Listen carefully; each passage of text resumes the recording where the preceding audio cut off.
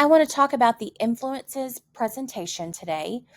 So if you'll notice in Canvas, it's called the speech number one person, place, event influences presentation. I added that to the beginning because a lot of students got this and the informative presentation confused, and I was trying to avoid that from happening.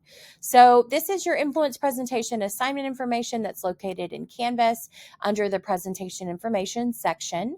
The objective is for you to kind of get your feet wet with public speaking. I want you to think about how to prepare your speech ahead of time, how to practice and time your speech to ensure that you're falling within the time requirements, to develop poise and confidence in public speaking, to deliver a speech using an extemporaneous style of delivery, which is basically meaning that you practice the speech, but you can have notes or note cards to help remind you of important things.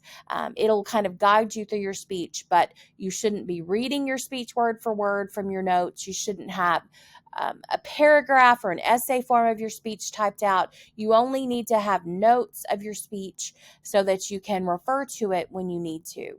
This is also going to practice your ability in organizing your speech to make sure that you have a clear introduction, a clear body with three main points, and a clear conclusion where you use transitions throughout.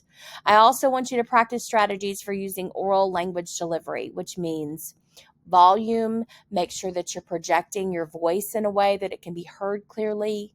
Rate, make sure that you're not going too fast or too slow.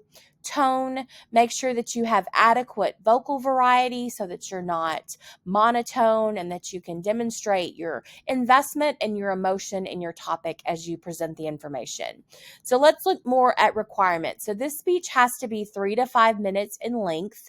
There is a grace period of 30 seconds over or under time, but 3 to 5 minutes in length is the requirement for this assignment.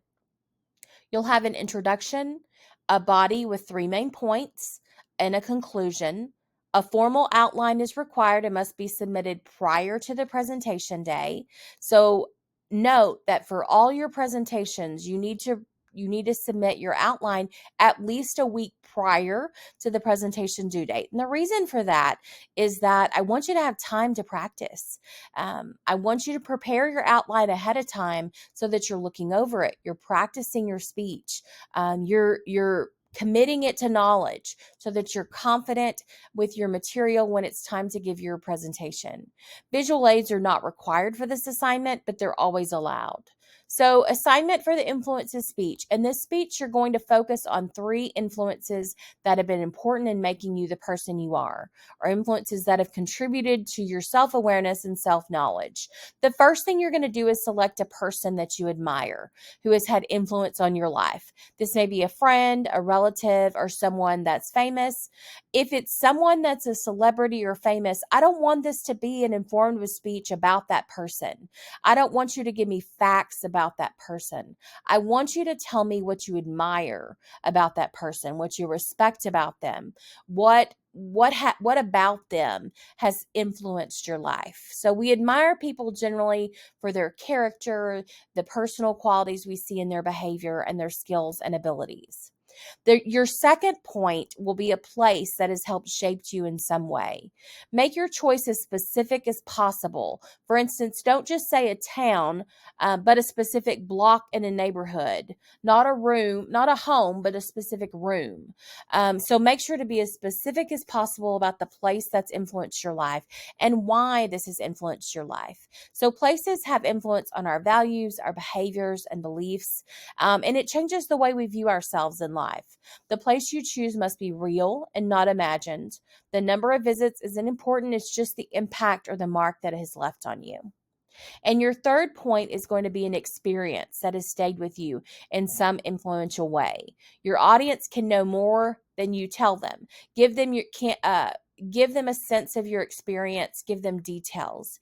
Explain why you are different because of this experience, or how you would be different if you hadn't had this experience. So these These three things, the person, place, and experience, provide you with your three main points for your speech. So these are your three main points. With each main point, you'll need stories, examples, and above all, explanations so you can elaborate on the influences and why they mean something to you. Your audience will want to hear how you give meaning and significance to these selections. These 3 points don't have to be connected in any way. You don't have to make the person, the place, and the experience connected in any way, shape, or form. I often have students ask me if it's okay if they're negative, and it is okay. I would prefer that you stay positive, but I know sometimes negative experiences in our life impact us sadly more than the positive. So if it needs to be a negative, that's fine. Consider avoiding topics that you're still emotionally raw about. So make sure that you don't get too emotional. And if you realize that that point is too emotional for you to talk about, I would recommend that you change the main point. Because remember, this is a presentation assignment. You are being graded on your presentation skills. And if the nature of the topic is too much for you, I would recommend that you adjust your main point. So, the more personal and thoughtful your speech, the more interested your audience will be. Organization, this kind of gives you an idea of how to organize your speech for your introduction. You're going to have an attention getter, you're going to state your thesis, and then you're going to preview your main points. Then you're going to, so it kind of tells you how that introduction will be, how your main points will be. You'll talk about the person, the place, and the event or experience that has influenced your life. And then this tells you how your conclusion will be. So all presentation in this course will be delivered extemporaneously. It means that you may use note cards as a helper during your presentation, but you may not read word for word.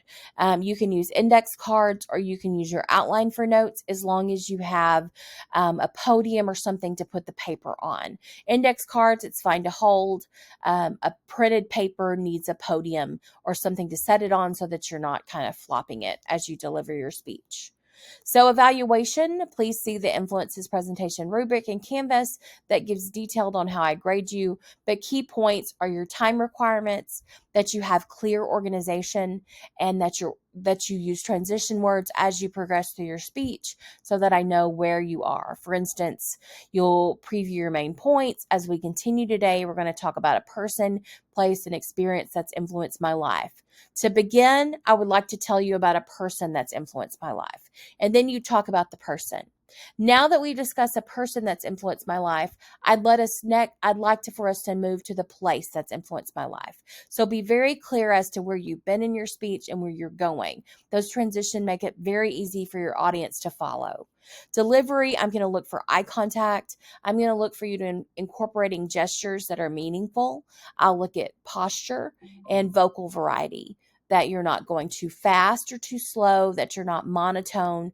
I'm going to look at all of those overall things as we grade your speeches.